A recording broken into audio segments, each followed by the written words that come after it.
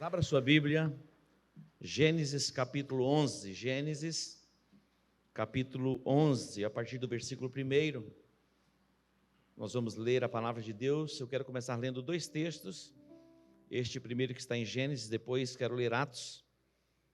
Gênesis 11, de 1 a 9, diz assim a palavra de Deus.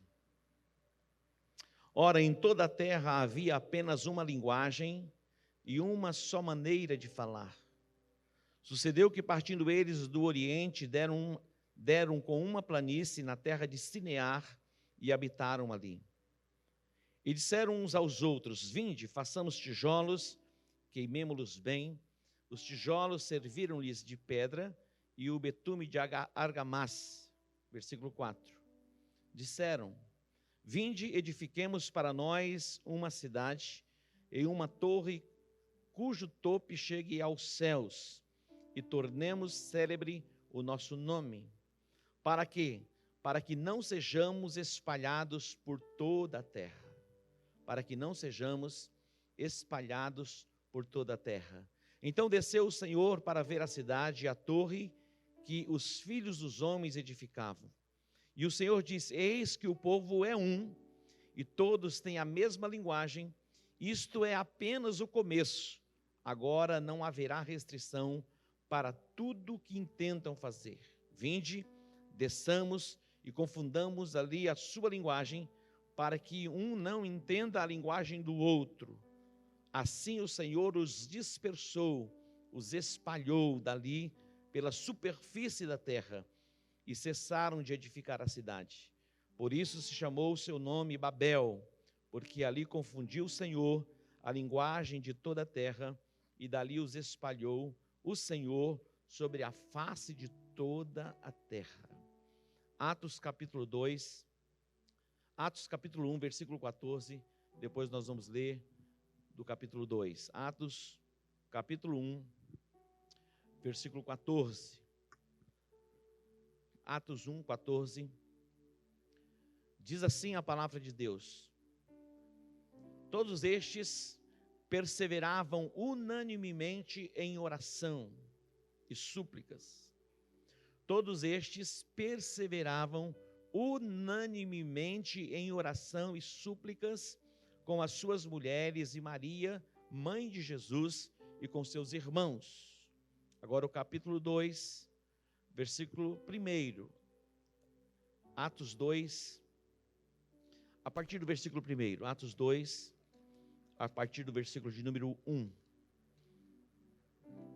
Diz assim: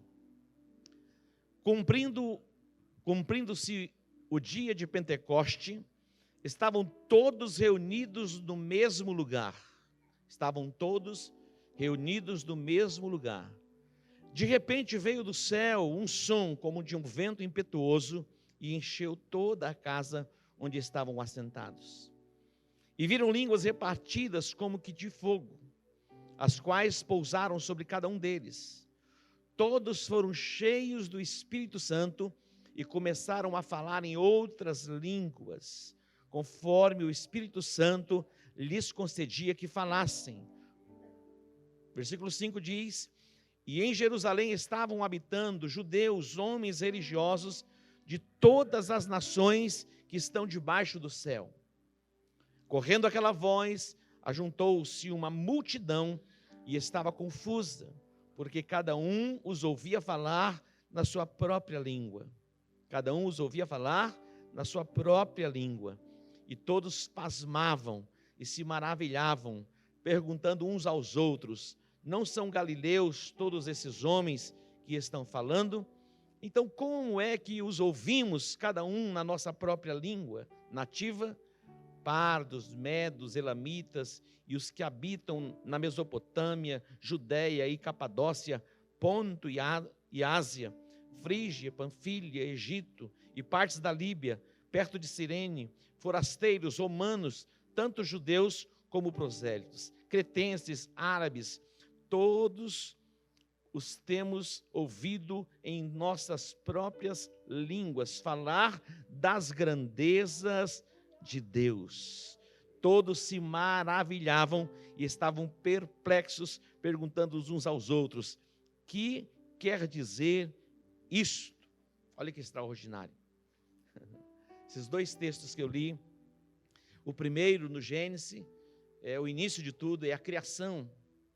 Gênesis é a criação, é o começo. Nós vimos o primeiro texto falando a respeito da construção da Torre de Babel. Na verdade, a construção de uma cidade, e o intento deles era construir uma cidade. E mais do que uma cidade, construir uma torre e fazer um nome, com um propósito, para que eles não fossem espalhados sobre a face da terra. Atente para isso. Tão extraordinário esses dois textos, porque um fala da confusão das línguas, e o outro fala de um alinhamento na linguagem onde todos puderam entender na sua própria língua nativa. Há um mistério aqui. Deus tem nos levado a desenvolvermos uma série sobre ativação profética, e Deus tem movido os nossos corações, e eu acredito que algo está sendo gerado no contexto da igreja, não apenas na questão de comunidade global, porque é muito além disso. A igreja é o corpo de Cristo estabelecido numa cidade, numa nação e nas nações da terra. E eu creio que o Espírito Santo de Deus, ele está se movendo para um alinhamento profético e uma ativação profética para fazer cumprir o plano e o propósito dele, que é trazer salvação, manifestar salvação, libertação e cura sobre uma cidade, sobre uma nação. Não há nada de errado em se construir uma cidade. O problema não estava na construção da cidade. E eu acredito que o problema não estava na construção da torre. E também acredito que não estava na questão de fazer um nome, se bem que o nome que deve ser feito deve ser o nome dele, não o nosso. Como diz João Batista, convém que ele cresça e que eu diminua. Então não diz respeito ao nosso nome, mas o nome dele. Eles intentaram construir uma cidade. Eu não vejo equívoco em se construir cidade. E não vejo também um equívoco em se construir uma torre. Ou mesmo fazer um nome. Mesmo que precisamos pensar por que fazer um nome. E por que se construir alguma coisa. Mas é para quê? Eles disseram: vinde. Ali era a planície de Sinear, que depois se tornara a Babilônia, a terra dos caldeus. Eles encontraram um lugar extraordinário para se edificar alguma coisa.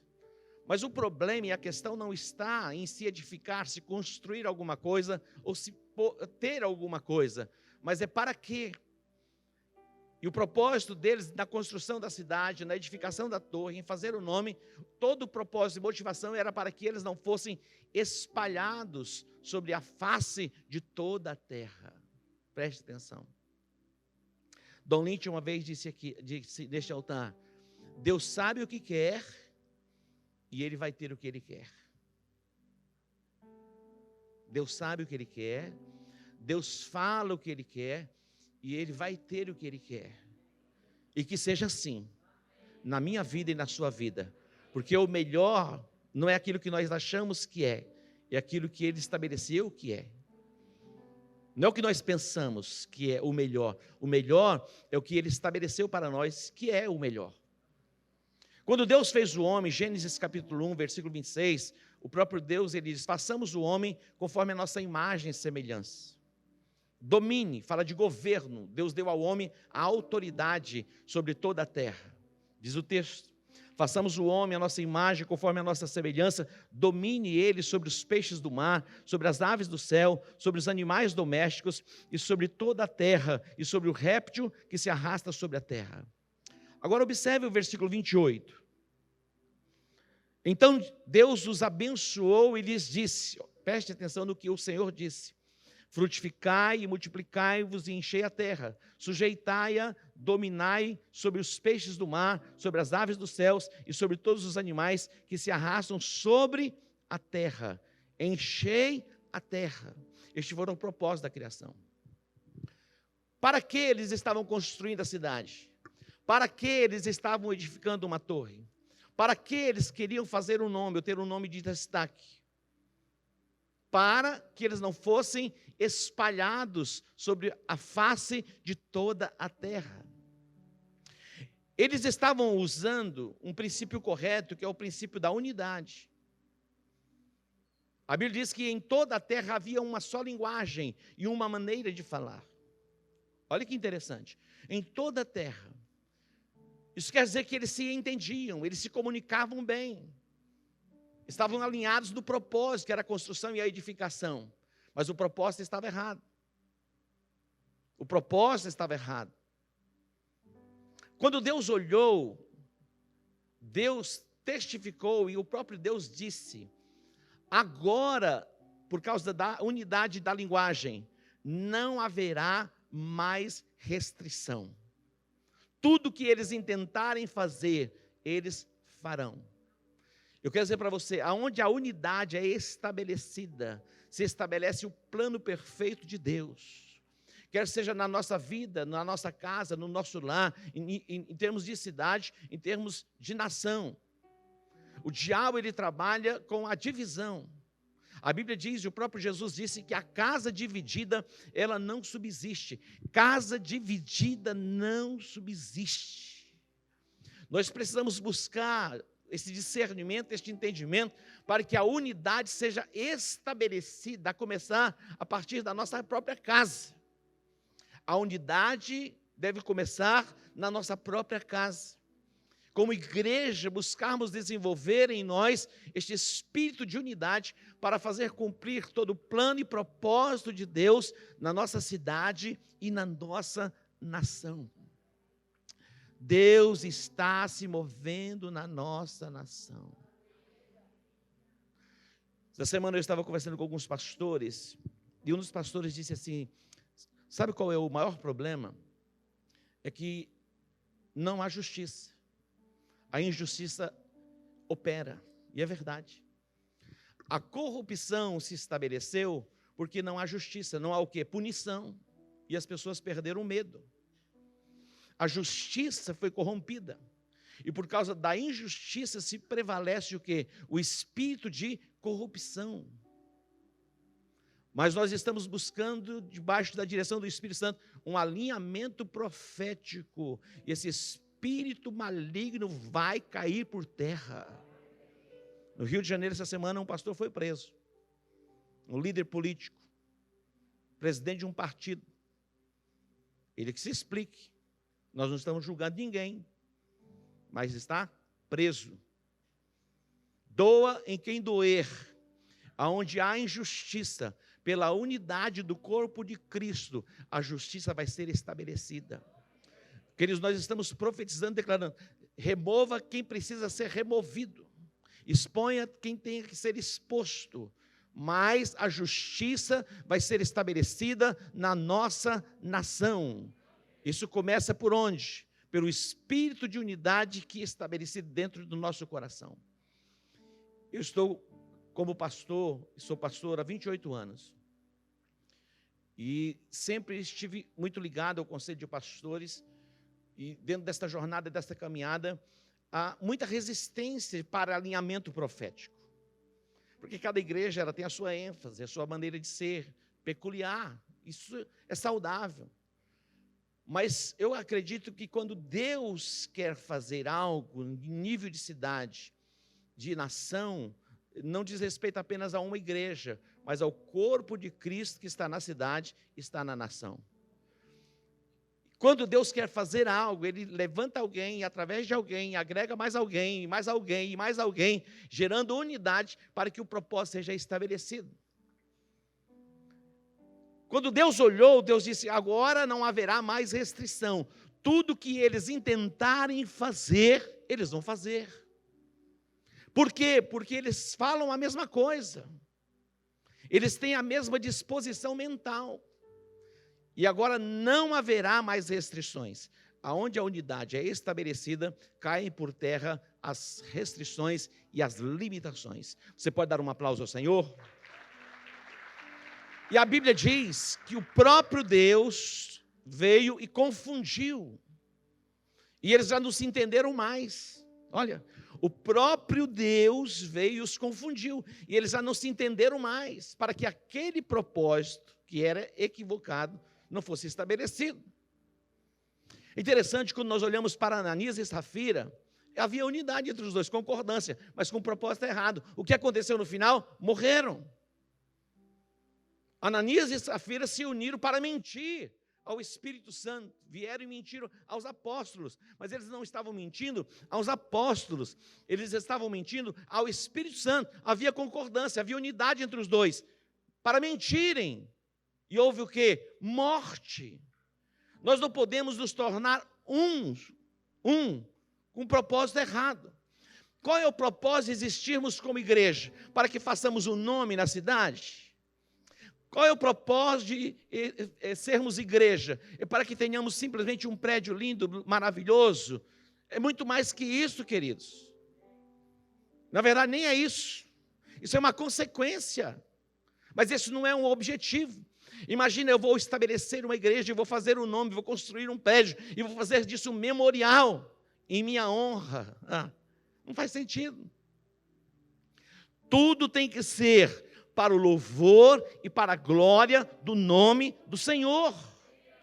Quando nós olhamos para a Bíblia, bem verdade é que ali está escrito quem edificou o templo em Jerusalém. Foi Salomão, está lá destacado. Ele edificou. Então o nome dele ficou na história e vai ficar na história. Não há nada de errado nisso. Mas tudo tem que ser feito para o louvor e para a glória do nome do Senhor.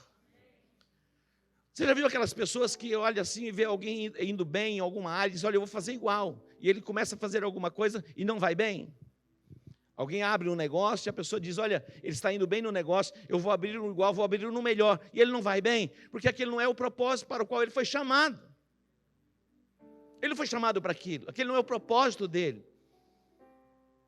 Não basta sermos temos que sermos sim, mas com o propósito correto.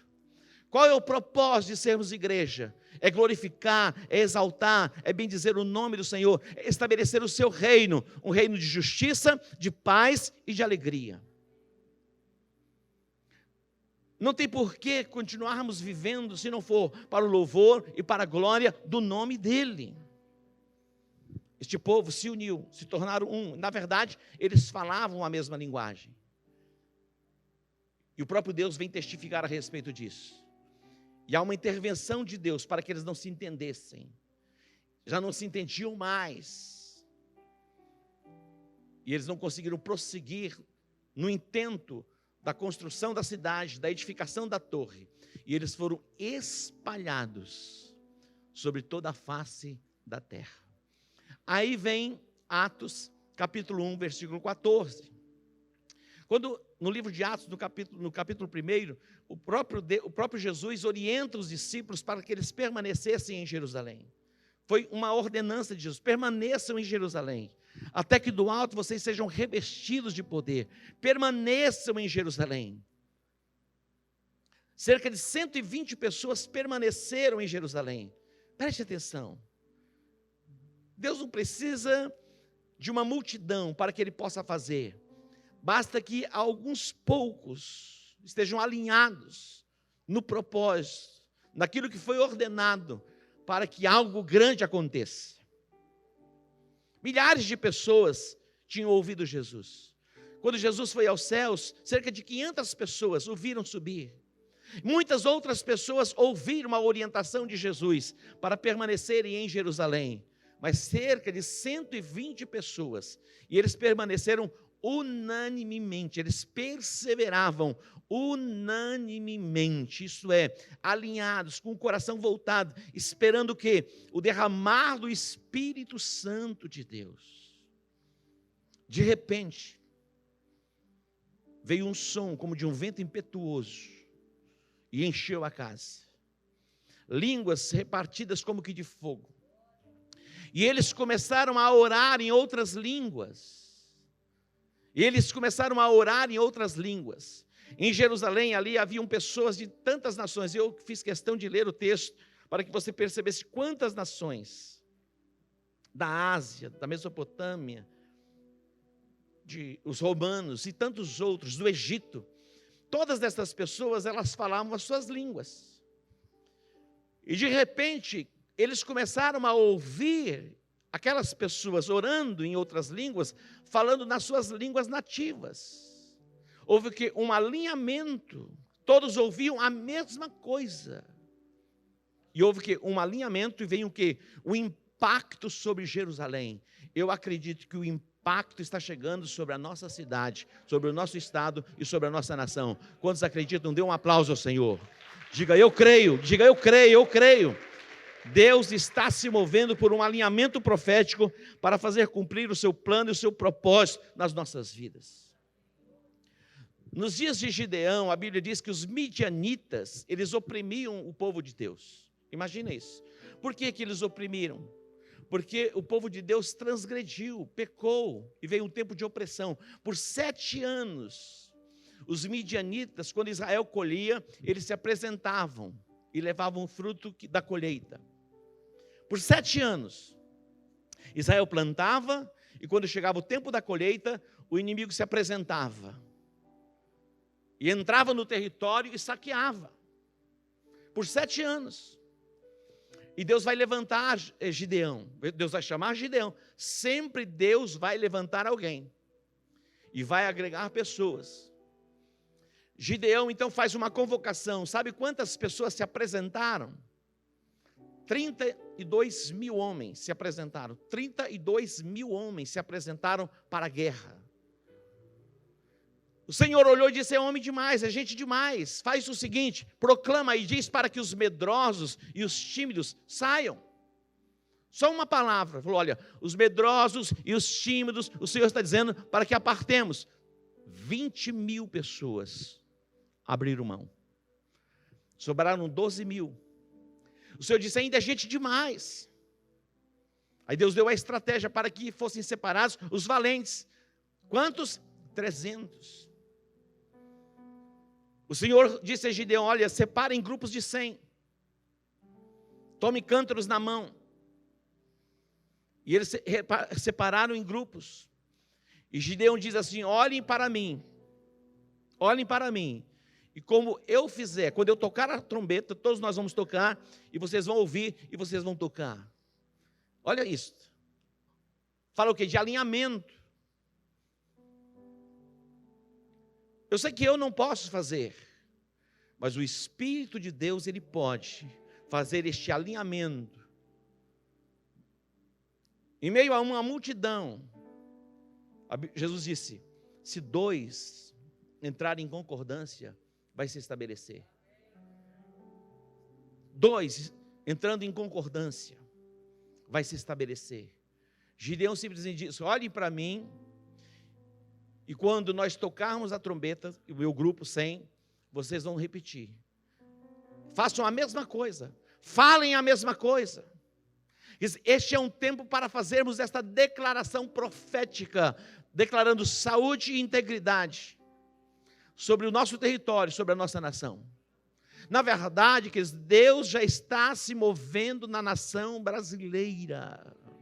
Deus está se movendo de uma forma poderosa. O inimigo está desesperado. Desesperado. É impressionante. Quem tem olhos para ver, que veja. O desespero do inimigo. Eles estão buscando de todas as formas se unirem, mas eles não se entendem. E eles não se entenderão. Eles ficarão confusos. Confusos. Eles não vão se entender mesmo. Eles não vão se entender. E daqui para frente nós vamos ver a confusão entre eles. Mas a vontade de Deus e o plano perfeito de Deus vai se cumprir na nossa nação. Se você querer, dê um aplauso a Ele. Eu acredito que o Espírito de Deus, Ele está falando, Ele está se movendo, e é um tempo para nos voltarmos para Ele.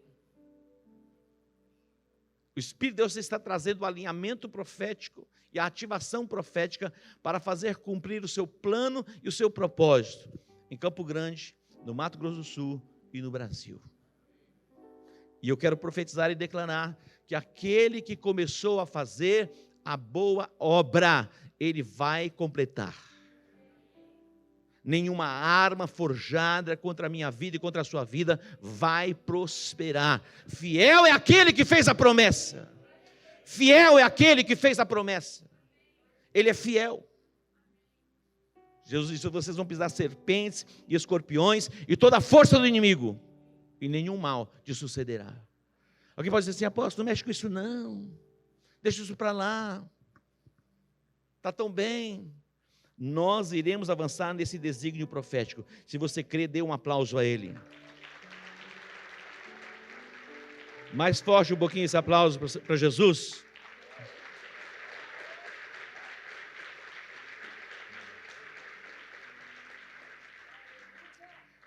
Observe comigo João capítulo 17. João capítulo 17. Nós vamos encerrar com esse texto. Atente para isso. Jesus, ele ora pela unidade da igreja. Você acha que a oração de Jesus era respondida pelo Pai? Ou é respondida pelo Pai? A Bíblia diz que Jesus, ele está à destra do Pai e ele intercede por nós. Onde ele está? À destra, e ele intercede por nós. Olha a oração que Jesus faz. João 17, a partir do versículo de número 20, diz assim: não rogo somente por estes, mas também por aqueles que vierem a crer em mim, por intermédio da sua palavra. Preste atenção. Jesus está dizendo: olha, eu não estou orando somente por esses que estão comigo aqui agora. Jesus já orou por você. Há 2000 anos atrás, Jesus, ele ora pelos discípulos que estavam com ele presente, e já estava orando também por aqueles que ouviriam a palavra depois. Eu e você fomos alcançados por esta oração que Jesus fez. Olha o que diz o texto, 21. E eu oro a fim de que todos sejam um. E como és tu, ó Pai, em mim, e eu em ti, também sejam eles em nós. Para quê? Para que o mundo creia que tu me enviaste. Olha isso. Quando a unidade da igreja se manifesta, quebram-se as cadeias do inferno que aprisionam as pessoas e tira o véu para que impeça elas de ver, reconhecer que Jesus é o Senhor, que Jesus é o Salvador. Jesus está ele dizendo assim: olha, eu estou orando por vocês, e eu estou orando pela igreja, para que eles sejam um. Pai, eu estou orando para que assim como eu e tu somos um, que eles também sejam um, para que o mundo creia que tu me enviaste. Agora diz mais: eu lhe tenho transmitido a glória que me tens dado, a glória que foi estabelecida sobre Jesus, agora ele dá à igreja, para que sejam um, como nós o somos. Versículo 23 diz: eu neles e tu em mim, a fim de que sejam perfeitos em unidade, para que o mundo conheça que tu me enviaste e os amaste, como também amaste a mim. Olha que extraordinário. Pela unidade da igreja, vai brotar salvação nos lares, nas casas. E aqui eu quero orar para que o Espírito de Deus, eu percebo que há unidade no nosso coração, eu percebo que há unidade, mas eu acredito que a gente pode ainda sermos perfeitos em unidade, aperfeiçoados em unidade. Imagina isso, virá um tempo em que a salvação há de se manifestar de uma forma poderosa. Em Jerusalém, pelo alinhamento profético e a unidade estabelecida no coração daqueles que permaneceram ali unânimes, veio o que? O derramar do Espírito, a proclamação da palavra, a primeira mensagem proclamada. 3.000 almas foram impactadas, tocadas nos seus corações. Depois o número chega a 5.000.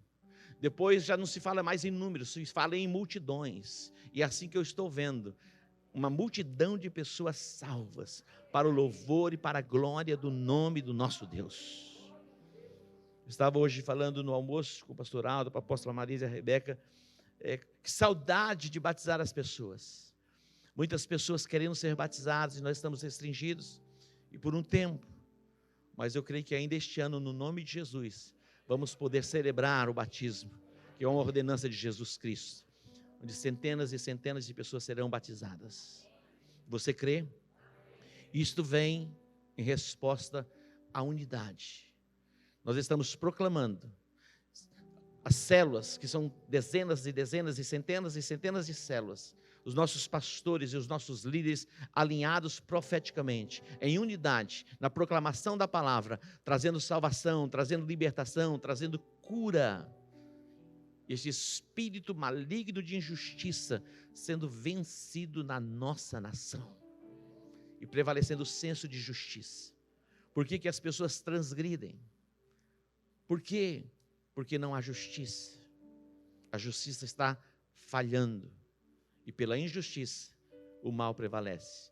Mas o reino de Deus é um reino de justiça. É um reino de justiça. Que o nosso coração esteja sendo alinhado para vivermos este plano perfeito de Deus, na nossa cidade e na nossa nação.